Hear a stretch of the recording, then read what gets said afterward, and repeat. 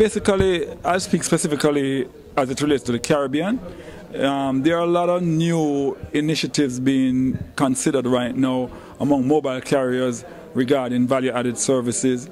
It's still in its infancy, but I do believe that as time progresses, particularly over the next year or two, you're going to see a lot of development in the area of value-added services, particularly as it relates to, a certain type of social networking, content, etc. But right now, in the Caribbean, what you're actually experiencing is a lot of competition and quite a few consolidations, particularly in the area of Jamaica, in Trinidad, in the Eastern Caribbean, where Digicel's presence is very strong, and in places like Haiti.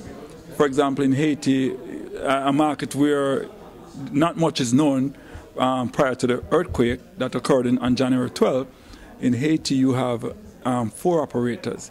You have Digicel, Trilogy, Hytel, and you have the incumbent Teleco, who sold a majority stake of their business to Vitel, which is a Vietnamese company, which commenced operation about 2 weeks ago. Actually, 3G is actually being adopted in a quiet way, because, for example, in the case of Trinidad and Tobago, Trinidad has a GSM network, the incumbent TSTT has a GSM network, and also has a CDMA network, which is used particularly for roaming. But as you know, based on the capacity of the network, it's basically a 3G network, but it's not marketed as such. In the case of like the BVI, where you have CCT boat phone, they also have a GSM network and a CDMA network, albeit the CDMA network is not 3G.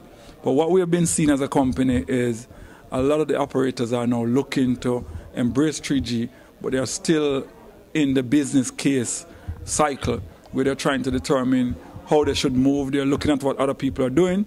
So in the Caribbean, it has really not taken off as significantly as one would have hoped.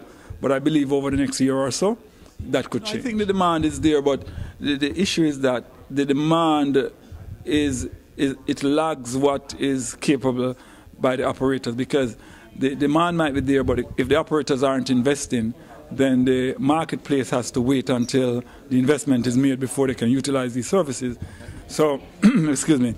So I think that a lot of the operators are looking at the demand, but they are also considering the competitive environment and the investment that is required, and if in fact they can actually make a return on their investment because of the size of the marketplace. Okay. And from your perspective, can they make a return on their investment? That's a multi-million-dollar, that's a tough one.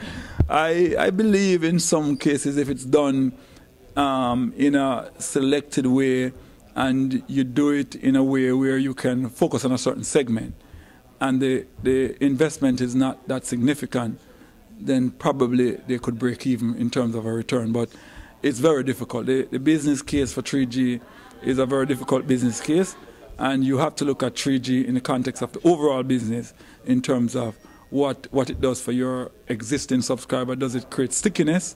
But 3G by itself probably is a difficult proposition in the Caribbean to just even much more difficult, because the 3G investment is significant and the subscribers for you to get a return is not as great as it is in Europe or the USA. No, not really, because the operators already have the spectrum, and the issue is more a business case issue rather than a spectrum issue, because all the operators who could potentially do 3G, they already have the spectrum. How did they get the spectrum from? Or they are using existing spectrum? Existing spectrum based on the licenses that they had obtained for their mobile network, their 2.5G network. Okay, so they can fit in 3G on the spectrum they have, because many countries they cannot use that spectrum, either because regulation bans them from doing so, or because it's already overcrowded with capacity and they cannot. Well, actually, in the case of like Trinidad, the regulators did have an auction, and the operators did bid, and several operators won spectrum that would allow them to do 3G. So that's how they obtained it, right? So the price that they had to pay wasn't the prohibitive element. I think what is even more prohibitive is the investment that they'll have to make post the spectrum acquisition.